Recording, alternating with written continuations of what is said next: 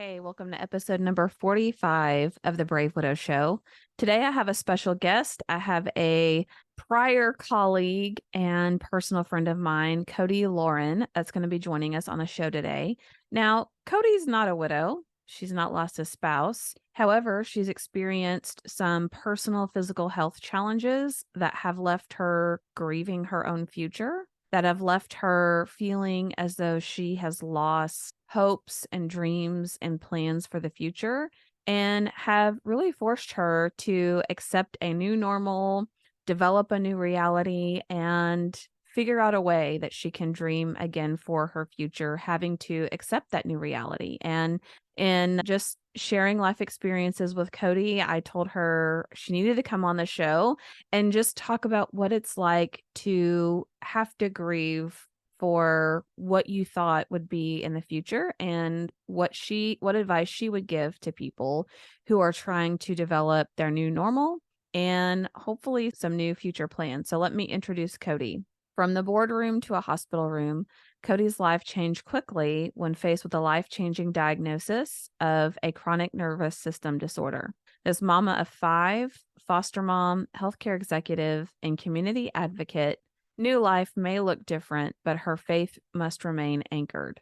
Grief was no stranger to her. Having lost her brother at a young age, she knew the importance of finding the goodness of God even in the hardest moments. Despite her trials, Codi works daily to help others remember how loved they are and that no one will walk alone. Let's dive in. Hey, everybody. Welcome back to another episode of the Brave Widow Show. And today I have a very special guest for you. I have Miss Codi Loughrin, and she's going to talk with me about some insights and some of her experiences in grieving the loss of her future. And one of the unique things about Codi is we have worked together historically for several years. The first time I met her, I knew that she was a special person and would be someone special in my life. And that's definitely come to fruition. You can see we're both, if you're watching this on video, are rocking the curly hair. So we're twinning in that regard, typically. And anyway, Codi is not a widow. She's not been widowed. However, in her own personal life and experience, she's had some circumstances that have caused her to grieve the loss of her future and grieve the loss of dreams and plans and goals and things that she had envisioned. And of course, being a friend, we share our struggles together, and we just found so much overlap in what it looks like to grieve the loss of the future that I felt like she would be an excellent guest for the show. So Codi, welcome. Thank you so much for agreeing to be on the podcast with me. Thanks, Emily. Yeah. So I'm sure everyone would love to know a little bit about you, your background, your family, and some of the things that you do, if you don't mind to share that. Sure. So I am a mama of 5. I have some adult children and some kiddos still at home. I am a former healthcare executive. That was our previous world together. We met. I live in the state of Wisconsin, and just in my journey throughout life, I have recently faced some harder times and kind of had my world flipped upside down and had to change the whole trajectory of kind of plans and hopes and things that I had really fought through life to get to. So it's been a journey the last few years, and that's why I'm kind of excited to join you today and share some of my heart and some of the hardest times, but some of the most faithful times also. Yeah, that's awesome. And it's been such a blessing to be able to share some of my struggles and help share in some of yours as well, and just walk this journey together. And I think a lot of times that's one of the greatest values of life, is having a person or a friend or a spouse, a partner, just someone who can help walk through some of those toughest journeys and share in the wins as well. So if you don't mind, if you would share just part of your story and how that really has changed what you envisioned personally for your future. Right. So, yeah, I agree with you. Back when you lost Nathan, I really had committed to that friendship and making sure you didn't have to walk that alone. And never did I imagine that I would need that from you just a year or so later. And what happened with me is I traveled a lot for work. I was often going to different facilities and things. And meanwhile, I was still being a mom at home. So, spent a lot of long hours, little bits of sleep, and I started not feeling well. And I got sick with COVID in the end of 2021 and just thought it was kind of lingering and just hadn't been feeling well, was having some heart palpitations and things.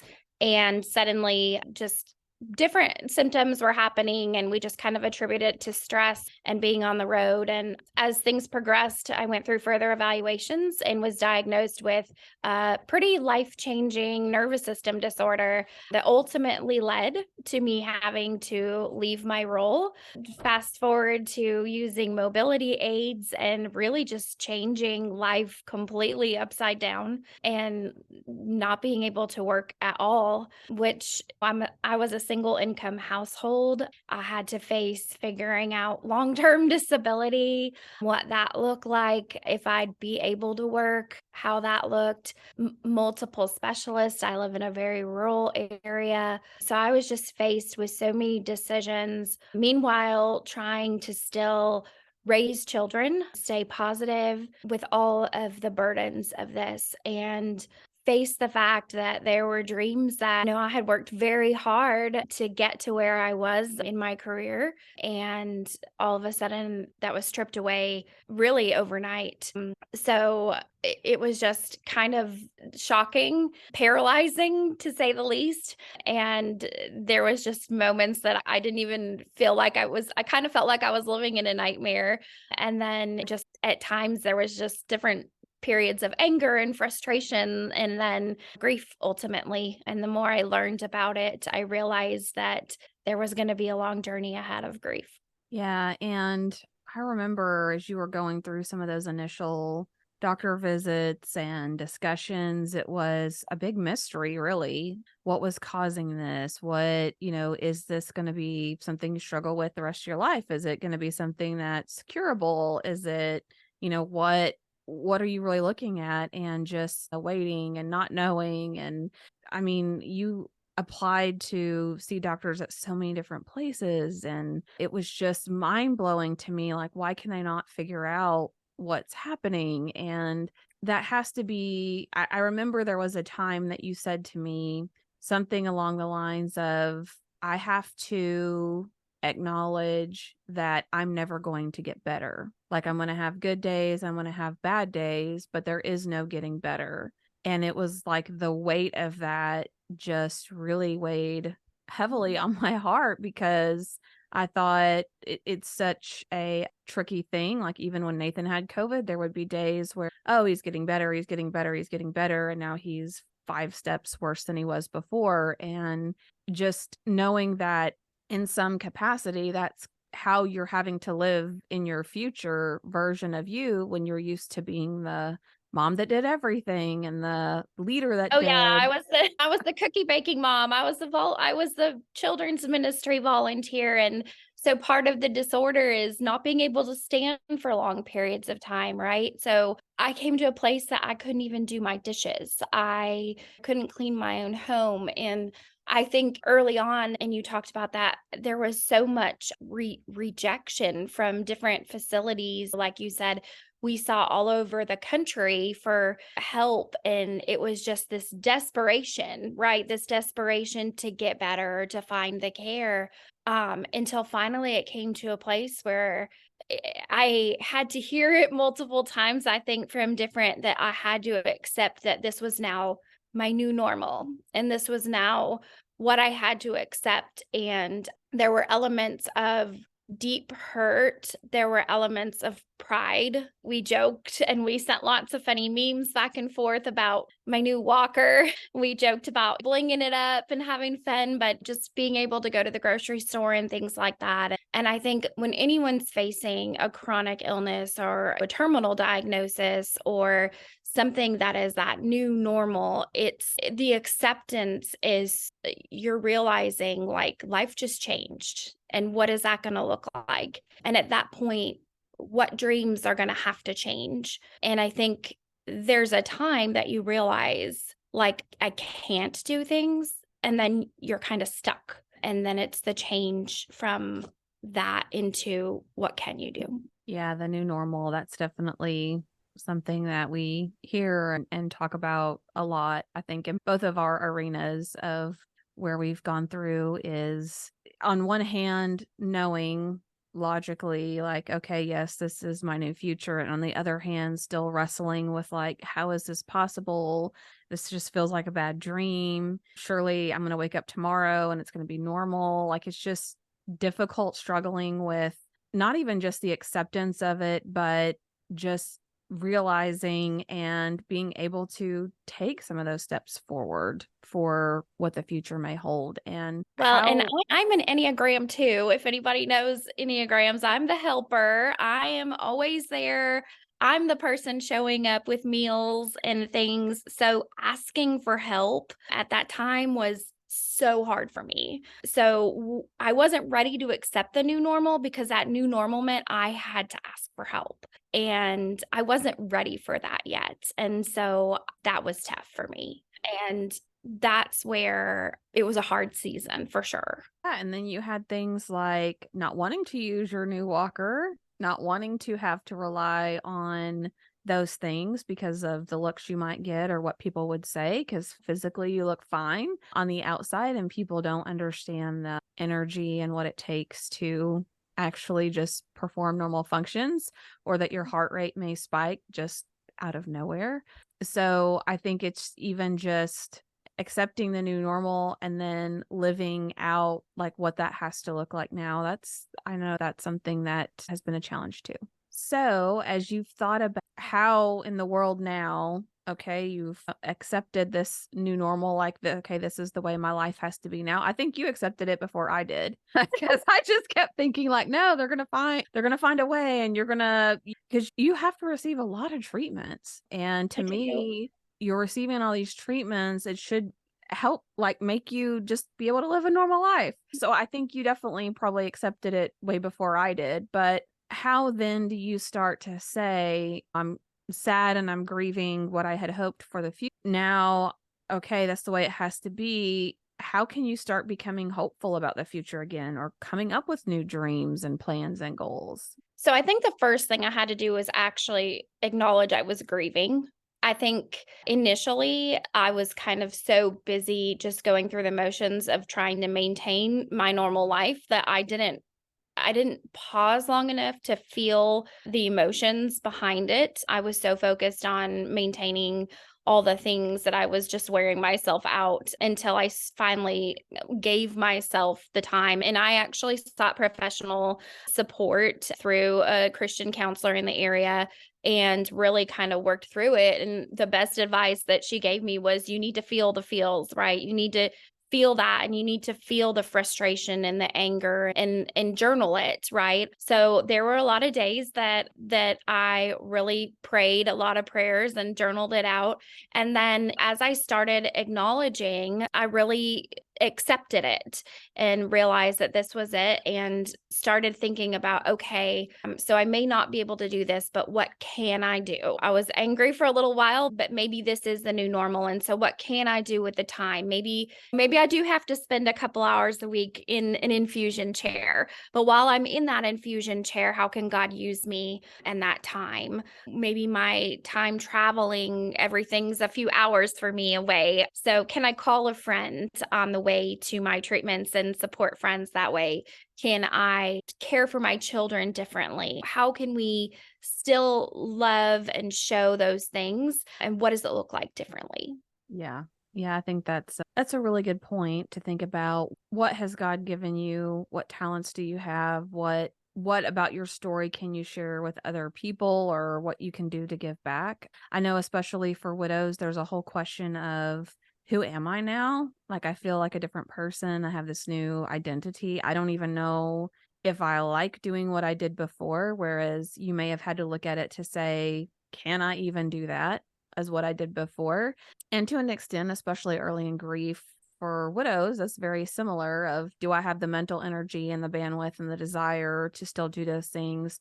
Do I even like doing them? And for me personally, a lot of that did change. And there were things that Nathan tried to get me to do or enjoy that I didn't. Now I do. So, that's We unfortunate, love but it did. I think you and I have talked about this before. It changes your whole perspective on life, right? Like I think we go through our day to day and you never realize how wonderful it is to walk, right? And recently I've began water therapy and we've talked about that a few times and I've been able to visit you and float in the pool and we joke that I'm really a mermaid because my favorite place to be is the water because my blood volumes and things stay stable in the water. So I enjoy that and I'm able to feel normal right in the water. And so prior to that, I had some deep trauma and grief around the water from some childhood trauma and it was the darkest place for me. And so I never imagined that the Lord would use water to heal me. And that was something that I really believe he intended. A place that was not a great place for me growing up now is my safe place and a place of refuge for me. So I've really seen the hand of God through a lot of this and really tried to listen and hear in the little things along the way. And every day has not been perfect. I think anyone who thinks grief is, I'm not going to sit here and say rainbows and butterflies, right? We have bad days. And I think it's important for everyone to know, like, it's okay to have those bad days. I think if you don't have those bad days, then you're probably need to talk to somebody, right? Like we have to feel those feels, like my counselor said. In fact, that was part of my problem early on is I was super positive and over the top and I wasn't taking time to acknowledge like, yuck, this is hard. So just really taking moments to find where God is working, what you can do with those talents and find that hope. Those celebrating the little victories, I would say those little moments. yes, definitely. I mean, how many times would we exchange texts like, "Oh, today is just buried under the blankets day." Like just We build blanket forts often. yeah, like I just can't today or for this moment. But what would you say for someone who's stayed very strong in their faith throughout all these challenges to someone else who maybe is struggling with like, how did God let this happen? Or he did this to me, or I'm so angry that how can God love us and all these bad things happen? What's your initial thoughts or reactions when you might hear that from people? So I think that's a very normal reaction, right? I think that the first place you hear that often that people turn away or they become angry. And we do live in a broken world. And I believe that until we meet Jesus, nothing is perfect, right? And I do believe God allows. I think you and I have talked about it. And I think we talk about those things that people say to us that drive us crazy. And although I'm not a widow, those same things get said to me very often, like, at least you have this, or at least this didn't happen. And those plateaus, or those, and I just want to make sure that like people understand, like, that's tough, right? And I think the worst thing that I ever hear is God gives the hardest battles to the strongest soldiers. And you and I have talked about that before. And I think that while I appreciate that, I think that our faith is tested. And I think that one of my favorite verses in the Bible talks about perseverance, and it talks about that perseverance produces character, and in that character produces hope. And I think that through this, I've had to persevere. I haven't had an option, right? I've had to show up every day. I have small children at home. Yes, I could build a blanket fort, but I had to come out and make sure kiddos were fed. And it's produced character in me. It's produced strength in me that no leadership conference could have produced, no classes could have produced. It was character that was true integrity. It was a heart that only the Lord could give me. And then with that, it was a hope that was only from him. It was a love that he could only give me. It wasn't a love that a spouse could give, a friend could give, anyone else could give. It was a comfort and peace that passes all understanding, right? And I know you and I had kind of talked about that a little bit. Like when Nathan passed, there's a different kind of peace that you receive from the Lord than you do from others. And I think that was really my hope, was just that perseverance and that journey, watching how, and just taking in the little God moments, I guess, seeing him in the details, little. For example, I'm a huge lover of wildflowers, and being so defeated at one more doctor appointment and crying my entire way to the doctor's appointment, and just not even wanting to go and cancel because it's another new specialist to the list, and then showing up and having the kindest providers, and the walls were covered in inspirational sayings and wildflowers, and having a nurse give me flowers before I left. It was like, sometimes I think he just reaches down and gives me a hug and reminds me, like, okay, I'm still here. I'm walking with you. So I think feeling that, being in tune with that, being daily in the word to allow him to speak and show up, and just like listening for that and really clinging to that. It's okay to be frustrated and it's okay to be angry, but understanding that it's not a punishment. We are living in a broken world, and we are living on earth right now. Yeah. Oh, those are like really good points that you mentioned. And just for people that are listening, I pulled up the verse that I think you're referencing, and I'll just read it real quick. It's James 1, 2 through 4, which says, "Consider it pure joy, my brothers and sisters, whenever you face trials of many kinds, because you know that the testing of your faith produces perseverance. Perseverance finish its work so that you may be mature and complete, not lacking anything." I think there's another verse too that talks about that. And it's hard to think about rejoicing when you're going through trials and some of the most heartbreaking things. And I just remember, even the day that I lost Nathan, I just turned on music and I just told God, like, I don't understand this. I hate this. This doesn't make sense to me, but I know that you don't leave us. And I know that during our toughest times that we should look to you and know that in some way this is ultimately going to make us a more refined person, a stronger person. And any of the biggest challenges, even at work, there's so many times that at home or at work or with a situation, I'd be frustrated and want to quit or walk away. And it's like right when you feel like you're at your breaking point and you can't take any one more thing, you just push a little bit further, and all of this relief comes, and it's like you've expanded almost into another level of a human being and your capabilities. So, I think just clinging to the fact that even if, right, even if it's not what you want, he is still good and he is still God.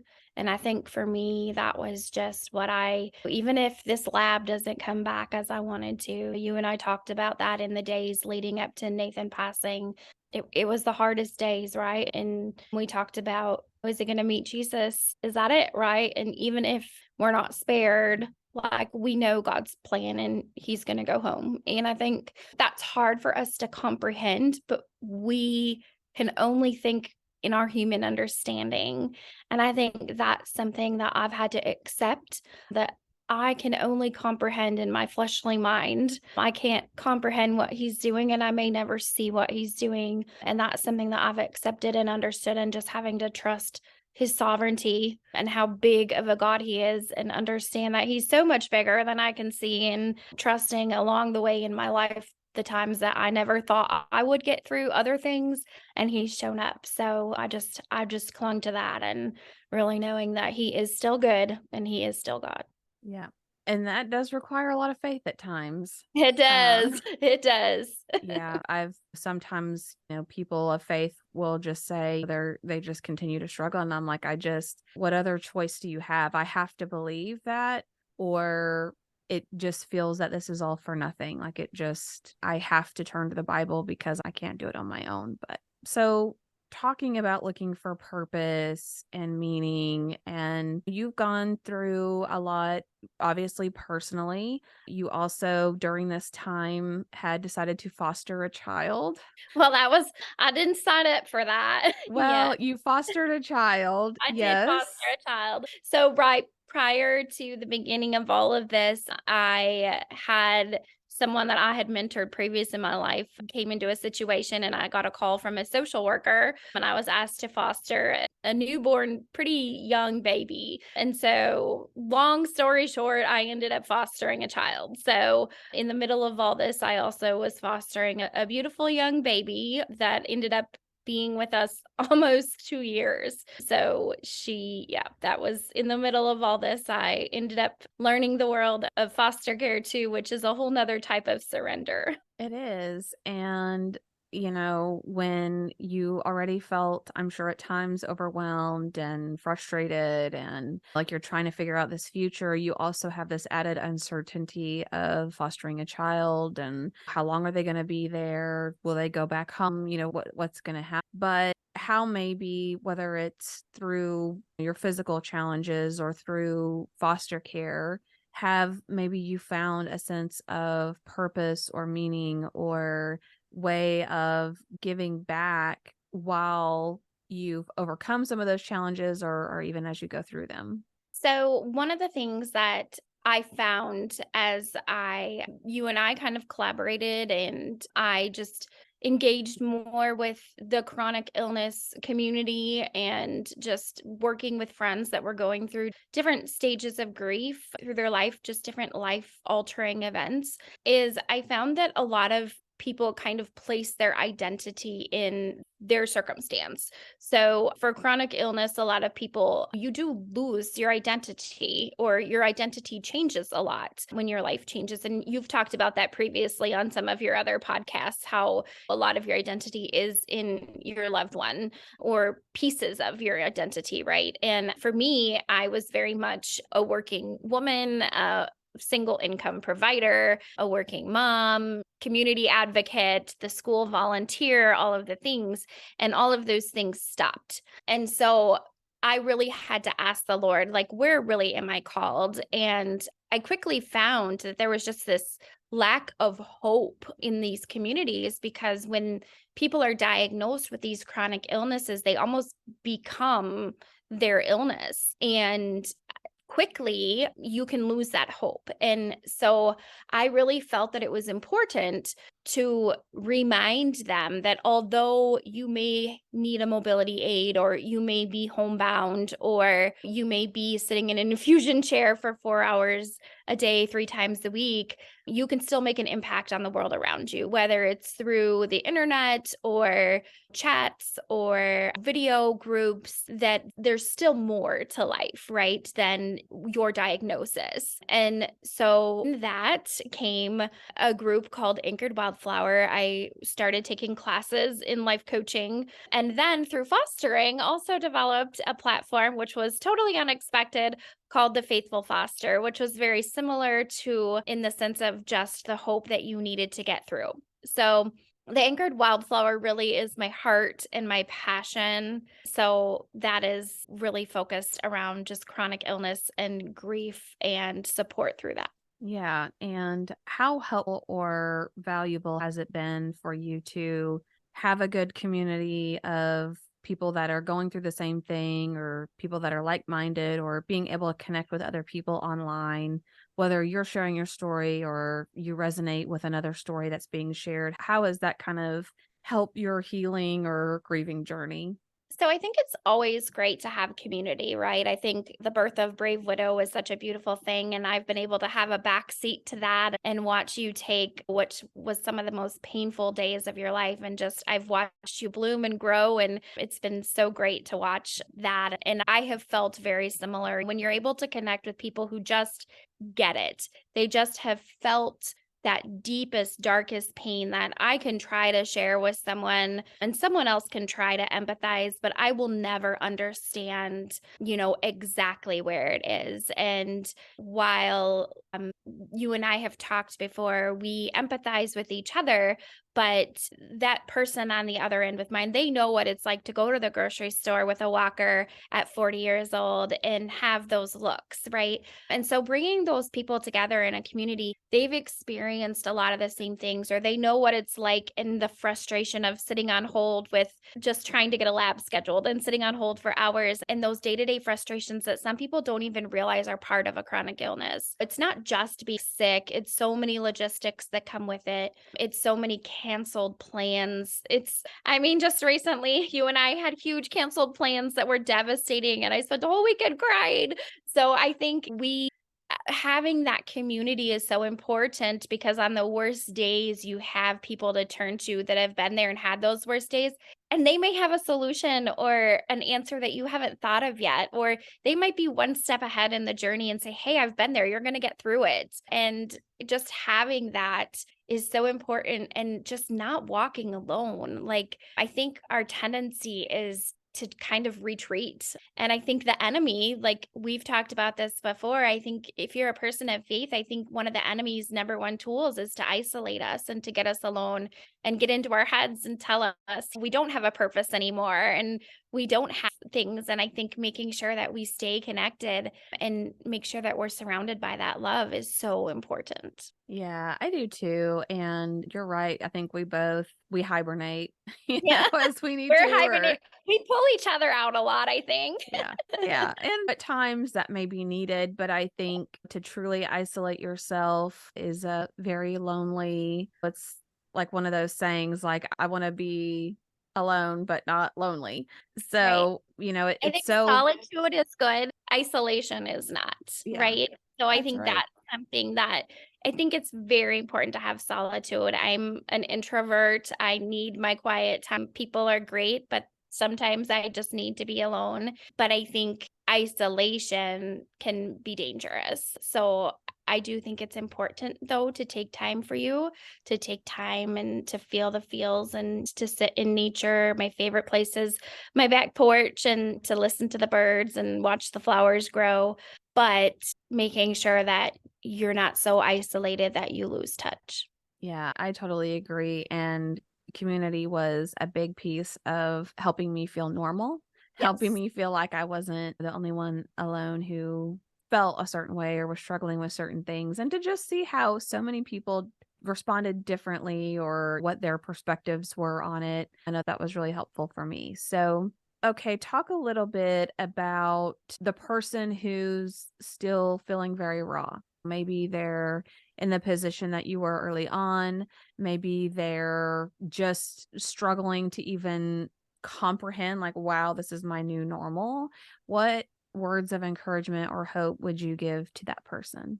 So I think I would share exactly what my beautiful friends and professional counselors shared with me. I think feel the feels. Don't discredit the fact that it hurts and it's hard. You need to let those emotions feel, because otherwise they bubble up. So in the beginning, I definitely was more like, it's going to be okay. It's going to be okay. And I didn't feel that rawness right away.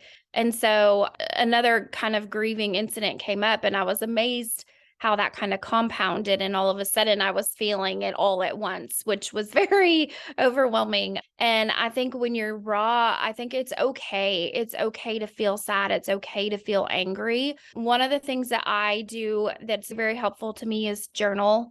Write it down, write down all of the things that you had hoped for, but then journal the positive too, right? Start dreaming. Maybe you have loss, but don't be afraid to start thinking, okay, but what can I do? And slowly, I think that challenges you to kind of dream again. And don't be afraid to ask for help. If you feel like it just hurts so much, don't be afraid to. The beautiful thing about online communities like this is you can join from the comfort of your own home. You don't have to go out to a big luncheon or even get dressed. You can be in your sweatpants, right?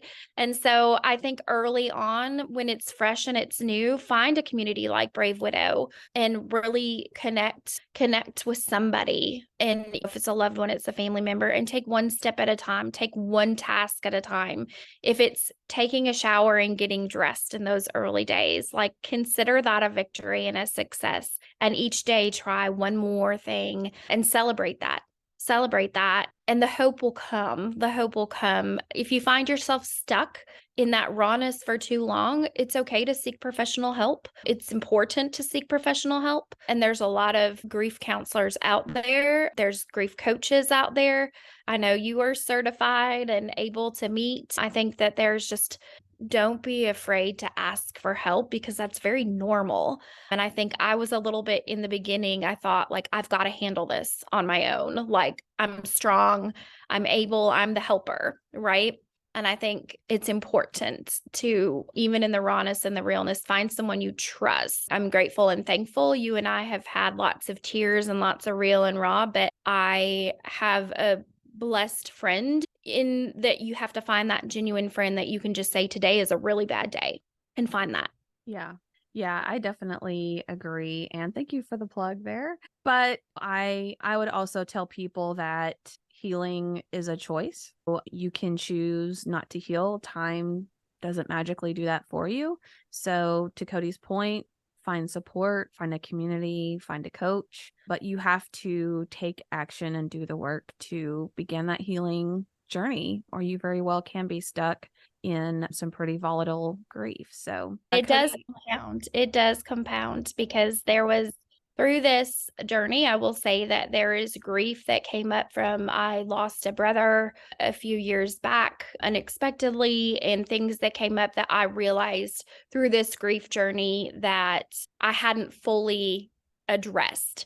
And it's amazing. And I know you had another podcast on kind of the compounded grief. And I definitely say, like, choose to heal, because life happens and there will be more grief, whether it's another loss or a change in direction or life changes. And it's hard. It's very hard as it becomes heavier and heavier. That weight is harder to lift.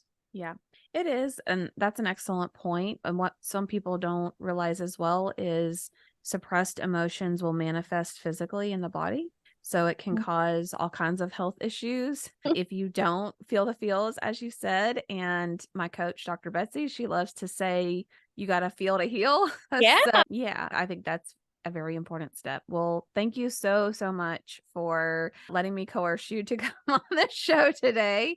And if people want to learn more about you, if people want to reach out and connect with you, we'll put all the links in the show notes. But if you'll just remind people where they can find you and maybe the best way that they can get in touch with you if you want, that would be great. Sure. So it's at Anchored Wildflower. You can find us on Facebook and Instagram. Just really quick, I just want to share the development of Anchored Wildflower just came from the fact throughout this journey that wildflowers grow in the most random place. They are not tended to by any person. Only the Lord takes care of them. So they are watered, they are brought sunshine, and they are beautiful in many different places, many different environments, despite all that may come against them. So, and in that they are anchored, and they are anchored in the Lord. So I hope that in Anchored Wildflower, it's a lot of information for our chronic illness friends, also just a grief journey.